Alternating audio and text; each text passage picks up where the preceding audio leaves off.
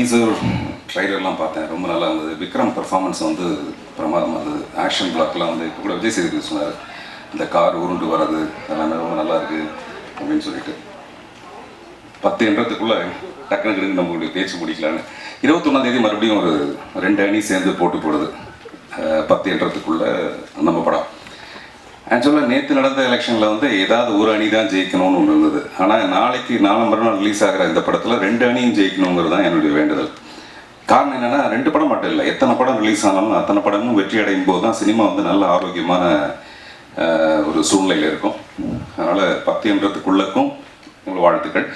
அப்புறம் எப்போவுமே எஃபியில் ஒரு போஸ்ட் போட்டோம்னா கூட லைக்கா இல்லையா அப்படி தான் நம்ம பார்ப்போம். அதனால் இது வந்து லைக்கா ப்ரொடியூஸ் பண்ணுற ஒரு படம். அப்போ வந்து ரொம்ப லைக்காக தான் இருக்கும் அந்த படம்.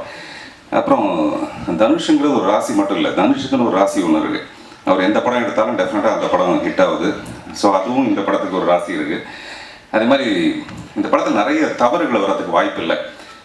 காரணம் டைரக்டர் விக்னேஷ் சிவன் வந்து எதையாக இருந்தாலும் கரெக்ட் பண்ணிடுறாரு. ஒரு சின்ன தப்பாக இருந்தால் கூட பாருங்க, நீங்கள் சிரிச்சு என்ன மாட்டி விட்டுறீங்க. ஒரு சின்ன தப்பு கூட நடக்காத அளவுக்கு அவர் அழகாக கரெக்ட் பண்ணுவாருன்ற ஷூட்டிங் அப்போ. இல்லை மன்சூர் சார் சொன்ன மாதிரி ஒரு சின்ன விஷயம் கூட அவர் எதிர்பார்க்கறது வர வரைக்கும் வரலைன்னா அவர் கரெக்ட் பண்ணுறது வந்து தொடர்ந்துகிட்டே இருக்கும். அதனால் நான் அதெல்லாம் பார்க்கவே இல்லை. அந்த மன்சூர் சார் சொன்னது அங்கே இந்த மாதிரி சிட்டுக்குருவிகள் அதெல்லாம் நான் வந்து பார்க்கவே இல்லை. அது எதுக்கு நமக்கு அந்த கொடுமை அந்த கஷ்டம்னு சொல்லிட்டு நான் அந்த பக்கம் திரும்பலை. அப்புறம் இந்த படத்தில் வந்து நீங்கள் வந்து வில்லனா ஹீரோவா அப்படின்னு நிறைய கேள்விகள். ரஜினி சார் வந்து சொல்லிட்டு போனார், தமிழ்நாடு நடிகர் சங்கம்னு மாற்றணும்ட்டு. கமல் சார் வந்தார், இந்திய நடிகர் சங்கம் மாற்றணுன்னாரு. வேற ஒருத்தர் வந்து உலக நடிகர் சங்கம் போடணுன்னாரு. டிஆர் சொன்னார், அப்போ என்ன அமிதாப் பச்சனை வந்து இங்கே ஓட்டு போடுறாரு அப்படின்னாரு.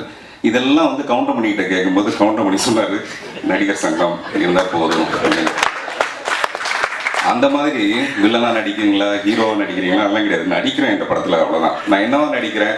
எனக்கு வந்து விஜய் சேதுபதி நயன்தாராலாம் வில்லன் இந்த படத்தில், வில்லன் வில்லி அப்படின்னு அவங்களுக்கு நான் என்னன்னு எனக்கு தெரியாது.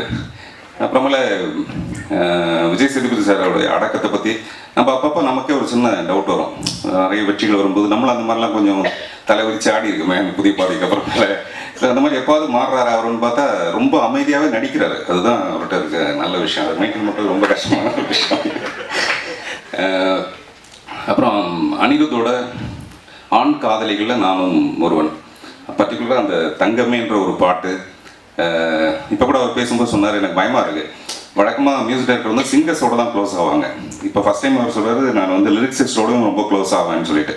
அதனால் யாரும் கொஞ்சம் ஜாக்கிரதையாக எழுதணும், பக்கத்தில் பாட்டு எழுதுவாங்க. பட் எல்லாமே ரசிக்க முடியாது. இப்போ நம்ம வந்து நான் பேசுகிற எல்லா விஷயங்களுமே காதலை பற்றி பேசும்போதோ கிசு பற்றி பேசும்போதோ நம்ம முகம் மலருது. நான் நினைக்கிற விஷயம் வந்து அதுதான். இது யாரையும் காட்டி கொடுக்கறதுனோ அதெல்லாம் ஒன்றுமே கிடையாது. அது ரொம்ப சந்தோஷமான ஒரு விஷயம். அது நம்ம கிடைக்கலனா கூட மற்றவங்களுக்கு கிடைக்கும்போது அது நினைச்சு சந்தோஷப்பட்டுக்க வேண்டியதாக இருக்குது. அப்புறம் டைரக்டரோட ஹேண்ட்லிங் வந்து இந்த படத்தில் வந்து எனக்கு ரொம்ப பிடிச்சது. எதை வந்து சீரியஸாக எடுக்கணுமோ அது அந்த இடத்த வந்து அவ்வளோ சீரியஸாக இல்லாமல், ஏன்னா ஜனங்க வந்து இப்போ அவ்வளோ சீரியஸ்னஸ் வந்து எதிர்பார்க்குறதே கிடையாது. இந்த படம் முழுக்க அந்த மாதிரி இருக்குது. இப்போ என்னுடைய கேரக்டரே கூட நான் வில்லனா இல்லையான்னு எனக்கே தெரியாது. அதுதான் அதில் இருக்கிற இன்ட்ரெஸ்டிங் பார்ட். இல்லாட்டி நான் நடிச்சிருக்க மாட்டேன். அந்த கேரக்டரில் ஏதோ ஒரு ஸ்பெஷல் ஒன்று இருக்கணும். 1000 உள்ளவன் மாதிரி அந்த படத்தில் ஏதோ ஒரு ஸ்பெஷல் இருக்கணும்.